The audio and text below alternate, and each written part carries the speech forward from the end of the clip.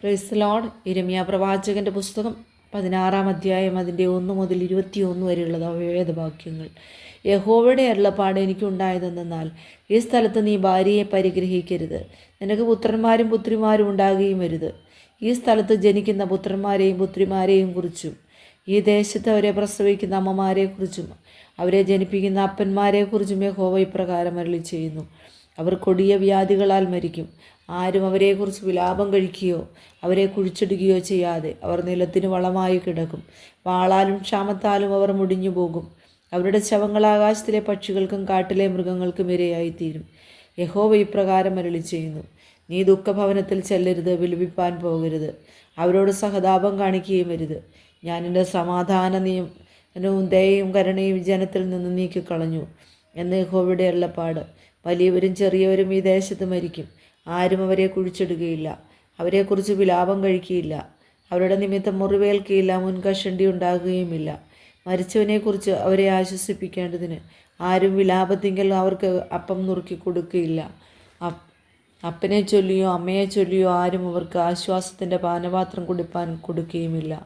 അവരോടുകൂടെ ഇരുന്ന് ഭക്ഷിപ്പാനും പാനം ചെയ്യുവാനും നീ വിരുന്നു വീട്ടിലേക്ക് പോകരുത്. ഇസ്രായേലിൻ്റെ ദൈവമായ സൈന്യങ്ങളുടെ യഹോവ ഇപ്രകാരം അരുളി ചെയ്യുന്നു: നിങ്ങൾ കാണുകയും ഞാൻ നിങ്ങളുടെ നാളുകളിൽ ആനന്ദഘോഷവും സന്തോഷധ്വനിയും മണവാളിൻ്റെ സ്വരവും മണവാട്ടിയുടെ സ്വരവും ഈ സ്ഥലത്തു നിന്ന് നീക്കിക്കളയും. നീ ഈ വചനങ്ങളെയൊക്കെയും ഈ ജനത്തോട് അറിയിക്കുമ്പോഴും, യഹോവ ഞങ്ങൾക്ക് വിരോധമായി വലിയ അനർത്ഥമൊക്കെയും കൽപ്പിച്ചതെന്ത്?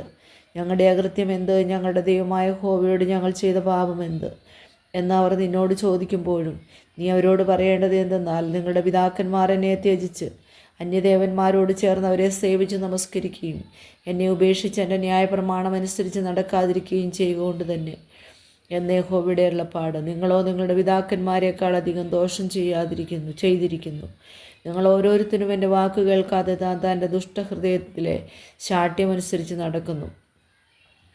അതുകൊണ്ട് ഞാൻ നിങ്ങളെ ഈ ദേശത്തു നിന്ന് നിങ്ങളും നിങ്ങളുടെ പിതാക്കന്മാരും അറിയാത്ത ഒരു ദേശത്തേക്ക് നീക്കിക്കളയും. അവിടെ നിങ്ങൾ രാവും പകലും അന്യദേവന്മാരെ സേവിക്കും. അവിടെ ഞാൻ നിങ്ങൾക്ക് കൃപ കാണിക്കുകയുമില്ല.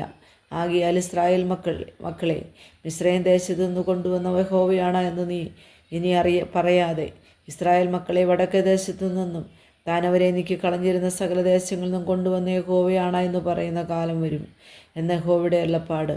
ഞാൻ അവരുടെ പിതാക്കന്മാർക്ക് കൊടുത്ത ദേശത്തിലേക്ക് ഞാൻ അവരെ വീണ്ടും കൊണ്ടുവരും.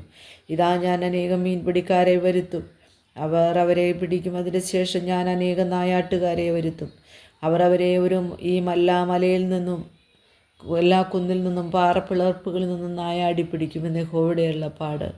എൻ്റെ ദൃഷ്ടി അവരുടെ എല്ലാ നാഴികയുടെയും മേൽ വച്ചിരിക്കുന്നു. അവ എനിക്ക് മറഞ്ഞു കിടക്കുന്നില്ല. അവരുടെ കൃത്യം എൻ്റെ കണ്ണിന് ഗുപ്തമായിരിക്കുന്നതുമില്ല.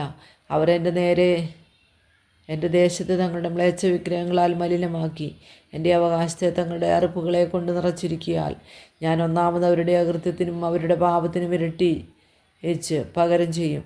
എൻ്റെ ബലവും എൻ്റെ കഷ്ടതയും കോട്ടയും കഷ്ടകാലത്തെ എൻ്റെ ശരണവുമായ യഹോവേ, ജാതികൾ ഭൂമിയുടെ അറ്റങ്ങളിൽ നിന്നും നിൻ്റെ അടുക്കൽ വന്നു.